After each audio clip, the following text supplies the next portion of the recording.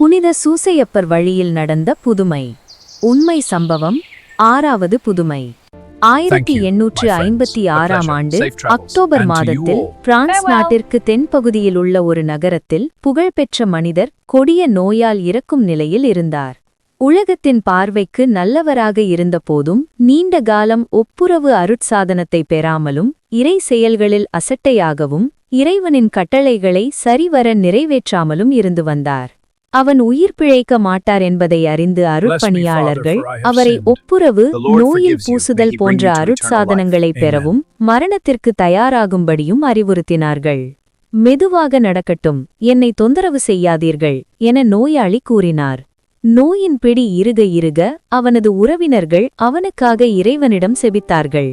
நோயாளியின் நெருங்கிய உறவினர் ஒருவர் புனித சூசையப்பரிடம் அடைக்கலம் தேட வேண்டும் என்று கன்னியர் இல்லம் ஒன்றிற்கு செப உதவி கேட்டு கடிதம் எழுதினார். நோயாளிக்கு நல் மரணம் நிகழ புனித சூசையப்பரிடம் இல்லத்திலுள்ள அனைவரும் செபிக்க கேட்டிருந்தார். அவர்களும் அக்டோபர் 24ஆம் நாள் முதல் செபிக்கத் தொடங்கினர். இவர்கள் செபிக்கத் தொடங்கிய 4ஆம் நாளிலே நோயாளி மனம் திரும்பி தான் செய்த பாவங்களுக்காக மனம் வருந்தி நோயில் பூசுதல் அருட்சாதனத்தினை பெற ஆவலாயிருப்பதாக தெரிவித்தான். பின்னர் மனநிறைவோடு தன்னுடைய உயிரை இறைவனிடம் ஒப்படைத்தார். நவநாள் செபத்திற்கு கடைசி நாளான சகல புனிதர்களுடைய நாளிலே நோயில் பூசுதலை பெற்று இவர் புனித சூசையப்பரின் உதவியால் மனம் திருந்தி நரகத்திலிருந்து மோட்சமடைந்தார் என மகிழ்ந்தனர்.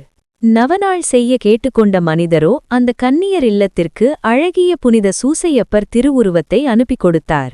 அதனை ஆயர் அவர்கள் மந்திரித்து சிந்தனையுள்ள மறையுரையை நிகழ்த்தினார். நம்முடைய நண்பர்களோ உறவினர்களோ மரண நேரத்தில் ஒப்புரவு அருட்சாதனம் பெறாமலிருந்தால் புனித சூசையப்பரிடம் அவருக்கு நன்மரணம் கிடைக்க செபித்தால் நிச்சயம் நன்மரணம் கிடைக்கும் என நம்புவோம். ஜெபம். துன்ப வேளைகளில் பொறுமை, அமைதி, தாழ்மை முதலிய புண்ணியங்களை கடைபிடித்து வந்த புனித சூசையப்பரே, உம்மை வணங்கி புகழ்கிறோம். எல்லா இல்லறத்தாருக்கும் இப்புண்ணியங்கள் தேவையாக இருப்பதால் அவர்களுக்கு பணிவான அன்பை அளித்தருளும். துன்பப்படுகிறவர்கள் எல்லாம் மனம் தளர்ந்து விடாமல் பொறுமையோடு இறைவனிடம் ஆறுதலை கேட்டு பெற்றுக்கொள்ள செய்தருளும். உம்முடைய புண்ணியங்களை பார்த்து துன்ப வேளைகளில் கலங்கி போகாமல் புண்ணிய வழியில் உறுதியாய் நடக்க உதவும்படி உம்மை மன்றாடுகிறோம். ஆமேன். இன்று சொல்ல வேண்டிய ஜெபம். துன்பப்படுகிறவர்களுக்கு ஆறுதலான புனித சூசையப்பரே, உம்மை வணங்குகிறோம். சந்தேகப்படுகிறவர்களுக்கு தெளிவு கொடுக்கிற புனித சூசையப்பரே, உம்மை வாழ்த்துகிறோம்.